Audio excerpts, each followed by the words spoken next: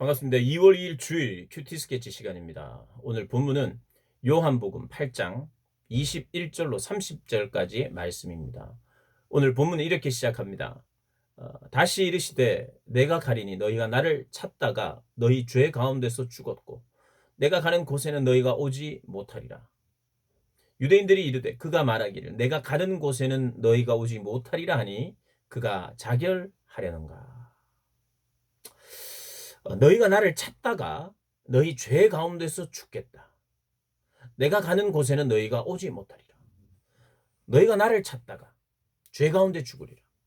이것은 어떤 면에서 너희들이 구원을 원하고 너희들이 메시아를 원하지만, 그래서 나를 찾는다고는 찾지만 나를 제대로 찾는 것이 아니고, 또 예수님을 하늘에서 보내신 하나님이 보내신 그 예수님을 메시아로 받아들이고 영접하는 것이 아니라, 찾기는 찾는데 엉뚱한 데서 찾고 다른 메시아상을 찾는, 그러면서 찾다가 결국에는 죄가 해결되지 못하고 죄 가운데서 너희들이 살면, 결국 나를 믿지 않고 살면 죄 가운데서 너희가 죽게 되리라. 다른 말로 뭡니까? 예수님을 믿으면 하나님이 보내신 그의 아들 예수, 오늘 본문에 등장하시고 말씀하시는 그 예수, 하나님의 아들, 그분을 영접하고 그분을 믿지 않는다면 너희들은 죄 가운데 죽는다는 건 다른 말로는 지옥이라는 뜻입니다. 그러나 나의 나라, 예수의 나라, 하나님의 나라에 들어올 수 있는 자들은 예수님을 영접하고 예수님을 믿는 자들입니다. 여러분, 이것이 복음입니다. 이것이 우리에게 던져지는 메시지입니다. 기독교의 메시지입니다. 예수는 천당이요 불신은 지옥이다. 예수님을 믿으면 하나님의 나라에 가고 천국에 가고 천국 백성이 되고 하나님 나라의 백성이 되지만, 믿지 않으면 지옥인 겁니다. 다른 곳은 없습니다. 한때 이런 이 전도의 방법을 싫어하기도 했습니다. 물론 내용 없는 맹목적인 외침은 참 싫어할 수 있고 혐오를 줄 수 있었을지 모릅니다. 그러나 그것은 복음의 핵심입니다. 지옥을 설명하지 않고 지옥을 말하지 않고 구원을 설명할 수가 없어요. 구원의 간격은 없습니다. 심판을 말하지 않고 구원을 설명할 길이 없습니다. 심판과 저주와 진노를 전제하지 않고 그분의 십자가는 의미가 없습니다. 오늘 예수를 믿는다는 것, 그것은 이 모든 것을 믿는 것이에요. 그러면서 예수님께서 23절에 이렇게 이야기합니다. 예수께서 이르시되 너희는 아래에서 났고 나는 위에서 났으며 너희는 이 세상에 속하였고 나는 이 세상에 속하지 아니하였느니라.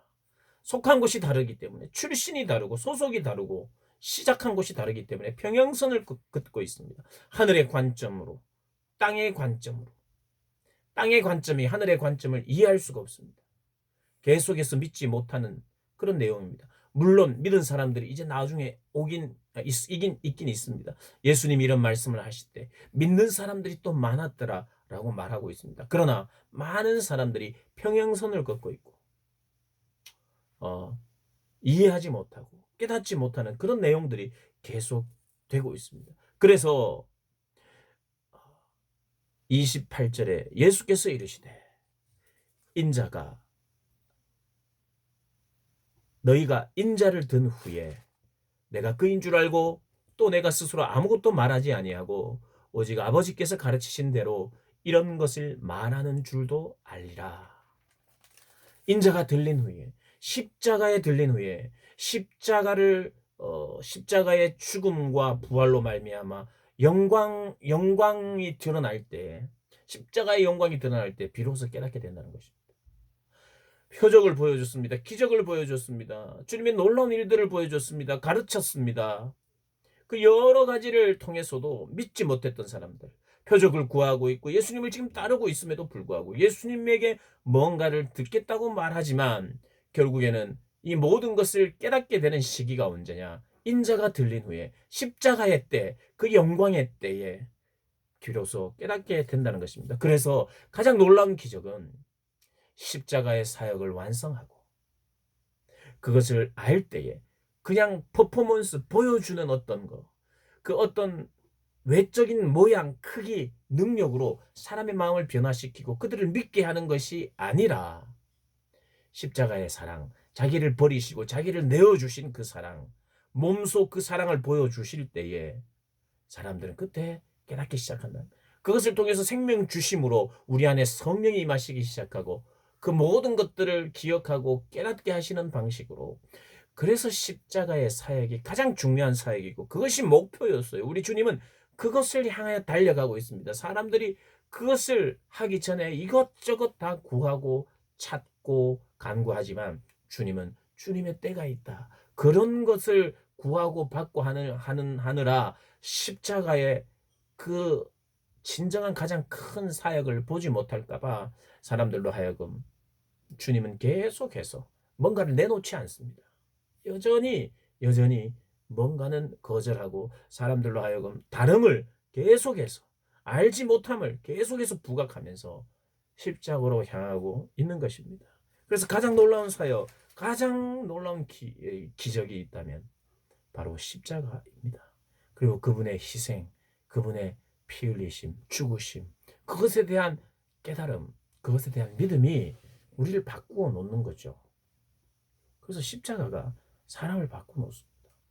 그 능력입니다. 그래서 그 십자가를 통해서 그분의 정체성이 그 온 세상에, 온 만방에 드러납니다.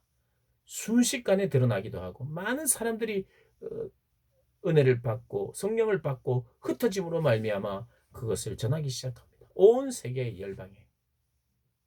그러니 이 십자가의 사역은 얼마나 놀라운 기적이며 주님이 그것을 통해서 우리에게 깨달음을 주실 수 있는 사역인지를 보여주고 있습니다. 그러면서 이제 우리 주님께서 29절에 이런 말씀을 하십니다. 나를 보내신 이가 나와 함께 하시도다. 항상 우리 하나님이, 아버지가 자기와 함께 한다는 거예요. 예수님과 함께 한다는 거예요. 그래서 나는 항상 그분이, 아버지가 기뻐하는 일을 행함으로 하나님이 나와 함께 하신다는 거예요. 함께. 그리고 나를 혼자 버려두지 않는데요. 혼자 두지 않는다는 겁니다. 예수님은 정말 외로울 수 있었어요. 제자들도 결국에는 다 떠나가고 사람들이 예수님의 그 마음을 다 알지 못할 때에 얼마나 외로웠겠습니까? 제자들도 예수님의 마음을 모를 때. 근데 혼자 있는 것 같은데 항상 하나님이 우리 주님의 편에 섰고 함께 하셨고 기뻐하셨다는 거예요. 근데 우리 예수님도 기뻐하시는 거예요. 왜요? 아버지가 기뻐하는 걸 내가 행하니 기쁜 거예요. 아버지도 기쁘고 나도 기쁜 그런 깊은 교제가 있었던 겁니다. 여러분, 정말 우리의 가장 큰 안정감은 하나님이 기뻐하시는 그 일을 행하고 그 일을 깨닫고 그것을 기꺼이 자발적으로 인격적으로 순종할 때에 우리에게는 삶에 대한 깊은 안정감이 생깁니다. 우리 주님도 그런 안정감으로 주변의 그 어떤 것들이 변하는 것이나 사람들의 모함이나 급박하게 돌아가는 어떤 상황이나 이런 것에 두려워하지 않고 안정감을 가지고 사역하셨던 거죠. 이 땅의 삶은 참 짧습니다. 그런데 우리에게 가장 중요한 것이 있다면 그분과 동행하는 것이고 함께하는 것인데, 그분과 함께 하기 위해서는 그분이 기뻐하시는 것을 내가 찾고 구하고 깨달아서 항상 그가 기뻐하시는 그 일을 행하는 것에 있다는 거 우리가 기억하시고 잊지 마시고, 그렇게 주님이 기뻐하시는, 나 주님의 기쁨 되기 원합니다. 기쁨으로 행하기를 원합니다. 그렇게 늘 기도하고 하루하루 살아가시기를 주님의 이름으로 축복합니다.